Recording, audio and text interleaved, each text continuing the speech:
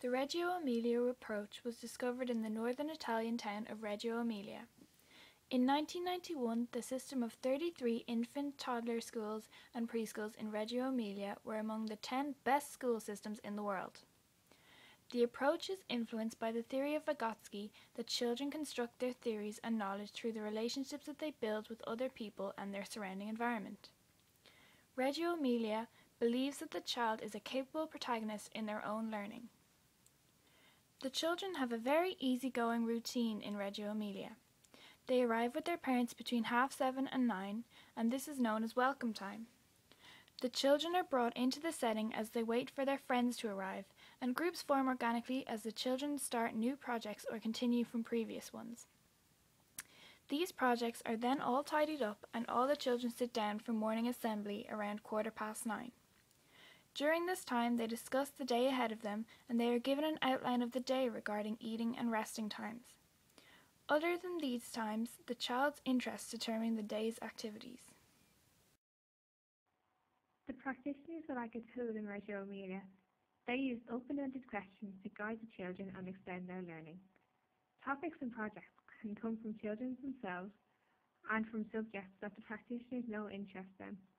This form of teaching is called progettazione, and as Carolina Ronald described it, this is not a free journey, neither is it a journey with rigid timetables and schedules.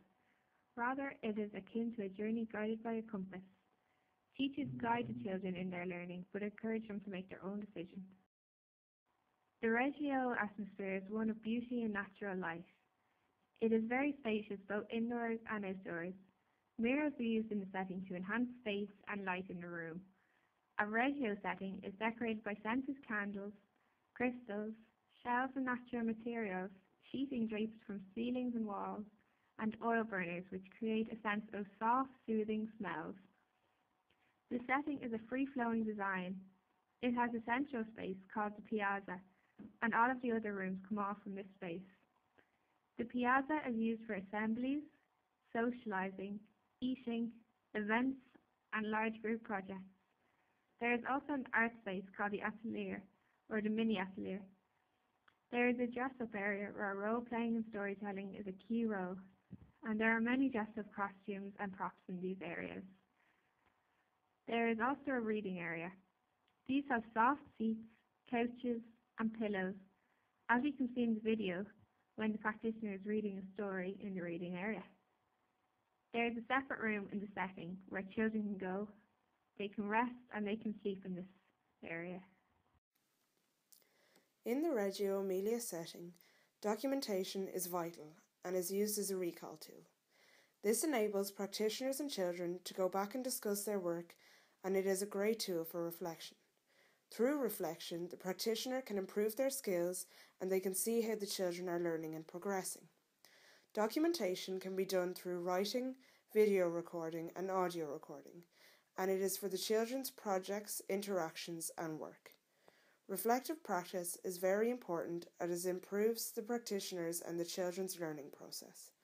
The skills needed to be an efficient Reggio Emilia practitioner are observation, listening and paying attention and more. The practitioner also needs to write notes, attach documents and revisit them to work to the best of their ability in this setting.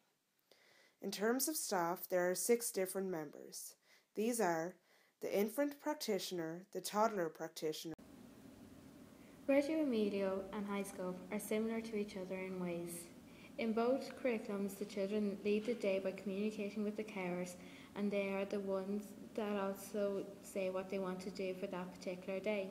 Like High Scope, Reggio expresses enormous capacity of sharing things with each other, expressing feelings and showing emotion towards each other.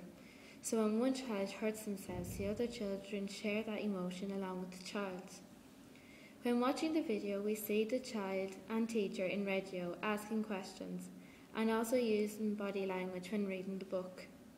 In High Scope, the carer asks open-ended questions instead of closed questions, so the child can be creative and have their own thought rather than the child being told what to do, say and think. This is the same in Reggio. When the child was with the artist, the child was able to ask questions like, can we go outside? and the artist also asked open questions to the child about what are they drawing, and also giving the child options on what to do when they are drawing their picture. The Reggio Emilia approach is very different to the high scope curriculum. Reggio Emilia focuses more on the creative aspects of child development, while high scope teaches children to learn through set activities. One of the fundamental points in the high scope approach is that children are encouraged to be active in their learning through supportive adult interactions. Whereas Reggio Emilia is also child-led, the environment acts as a third teacher in the child's education. The high scope curriculum is very structured in comparison to the Reggio Emilia setting, where it is much more relaxed and easygoing. The children can decide what activities they want to use and can change their mind and move on to something else if they do not want to participate in a particular activity anymore. This is different to high scope because children are encouraged to stick to planned activities and they have a consistent daily routine. Children in Reggio Emilia are free to interact with all of the other children in the setting regardless of age, whereas children in high scope stay within their own age groups. In the high scope setting, the environment is laid out in specific areas where children can find the materials they want to play with, and they must play with them in specific areas. The Reggio Emilia environment, on the other hand, is much more communal, and children can mix and match materials through the use of their imagination. The Reggio Emilia approach believes that if the setting is aesthetically pleasing, the child's concentration is increased.